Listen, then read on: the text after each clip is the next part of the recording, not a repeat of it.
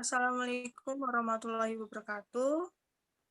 Waalaikumsalam warahmatullahi wabarakatuh. Waalaikumsalam warahmatullahi wabarakatuh.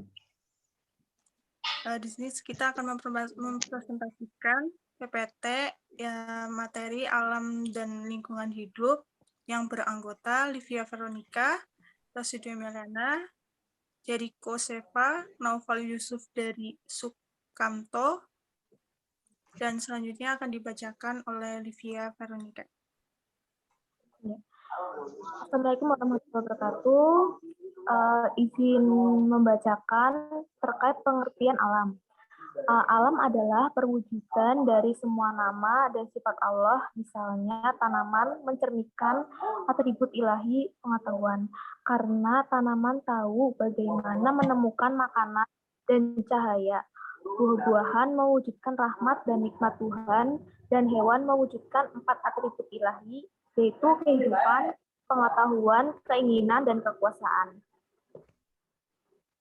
Selanjutnya, karena alam adalah tempat manifestasi dari semua nama dan sifat ilahi. Menghancurkan alam berarti menghancurkan wajah atau tanda ayat Allah di bumi. Manusia, khususnya umat Islam, harus bersikap baik padanya. Karena itu adalah tangga untuk berpikir tentang kemahakuasaan Allah. Merenungkan keindahan dan keselesaan alam akan menjadikan umat Islam taat. Dalam Al-Quran, Allah berfirman bahwa Allah diciptakan untuk memenuhi kebutuhan manusia. Allah berfirman, Dia telah menyerahkan darinya sebagai rahmat segala sesuatu yang ada di langit dan di bumi. Sesungguhnya benar-benar ada tanda-tanda kekuasaan Allah yang dipikirkan manusia. Quran Surat Al-Fatihah 45. Selanjutnya akan dibacakan oleh Rosi.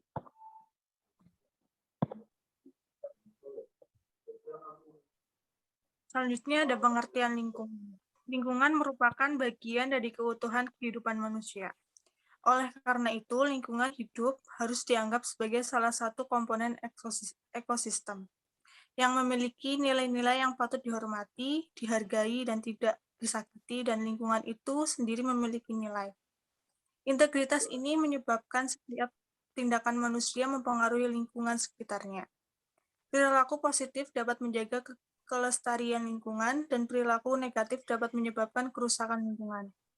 Ini menempatkan tanggung jawab pada manusia untuk bergaul dengan baik dengan kehidupan di sekitar mereka. Dalam pandangan Islam, manusia ialah makhluk terbaik di antara semua ciptaan Allah dan berani memegang tanggung jawab mengelola bumi. Maka semua yang ada di bumi diserahkan untuk manusia.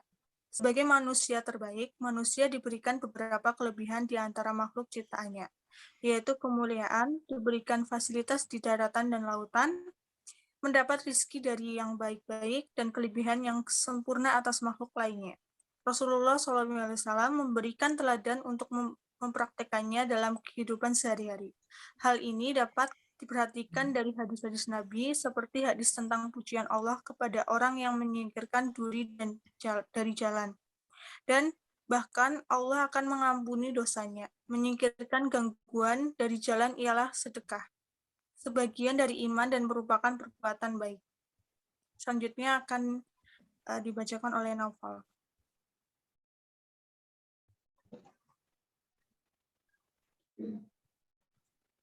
Ya, Assalamualaikum warahmatullahi wabarakatuh. Di sini saya akan membacakan di dalam Quran Surah Al-Baqarah ayat 30, saya akan membacakan ayat sucinya.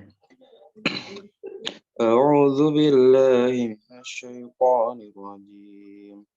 Bismillahirrahmanirrahim. Wa idz qala rabbuka lil malaikati inni ja'ilun fil ardi khalifah. Qalu wa taj'alu fiha man yufsidu fiha wa yasfiku dima wa nahnu nusabbihu bihamdika wa nuqaddisu lak qala inni a'lamu ma la ta'lamun. Dan ingatlah kepada para malaikat hendak menjadikan khalifah di bumi. Allah telah memberikan tuntutan dalam Al-Quran tentang lingkungan hidup. Beberapa dalil saja yang diulas sebagai landasan untuk merumuskan teori tentang lingkungan hidup menurut ajaran Islam.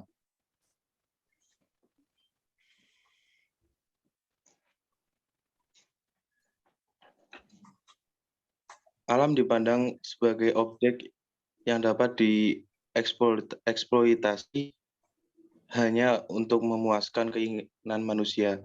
Hal ini Allah dalam Al-Quran surat Ar-Rum ayat 41.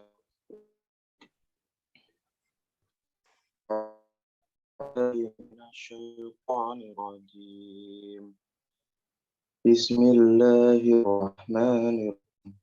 Zaharal fasadu fil bahri bima nas kasabat aydin nas liyudhiqahum ba'dalladzi amilu la'allahum yarji'un. Shadaqallahul azim. Artinya, telah nampak kerusakan di darat dan di laut disebabkan karena perbuatan tangan manusia, supaya Allah merasakan kepada mereka sebagian dari akibat perbuatan mereka, agar mereka kembali ke jalan yang benar.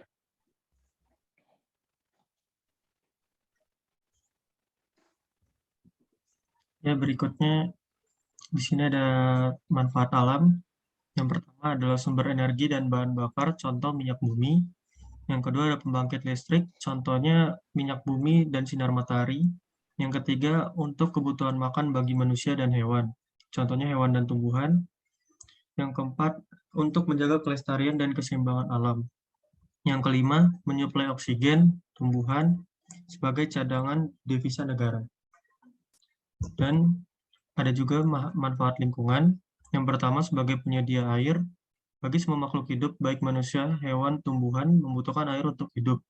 Jika tidak ada air, makhluk hidup akan mati. Yang kedua ada sebagai penyedia mikroorganisme. Mikroorganisme diperlukan untuk menguraikan sisa-sisa organisme yang ada di sekitar kita. Yang ketiga ada sebagai penyedia oksigen. Manfaat lingkungan juga penting bagi setiap makhluk hidup yang membutuhkan oksigen untuk bernapas. Sama halnya seperti air, jika kekurangan oksigen, makhluk hidup nggak akan bisa bertahan hidup. Yang keempat ada sebagai sumber makanan. Manfaat lingkungan hidup alami terdiri atas berbagai unsur biotik dan unsur abiotik yang saling menguntungkan. Contohnya adalah tumbuhan yang memerlukan cahaya matahari untuk berfotosintesis. Hewan membutuhkan, manusia pun membutuhkan hewan dan tumbuhan untuk dikonsumsi. Yang kelima ada sebagai tempat hidup. Manfaat lingkungan adalah sebagai tempat hidup untuk makhluk hidup, baik manusia, hewan, ataupun tumbuhan. Hal lainnya, lingkungan juga menjadi sarana untuk beraktivitas dan berinteraksi bagi sesama makhluk hidup. Sekian presentasi dari kelompok kami, kiranya bisa dicerna dan diterima semuanya. Terima kasih. Ya, sekian dari kelompok kami. Kurang lebihnya mohon maaf. Assalamualaikum warahmatullahi wabarakatuh. Waalaikumsalam warahmatullahi wabarakatuh.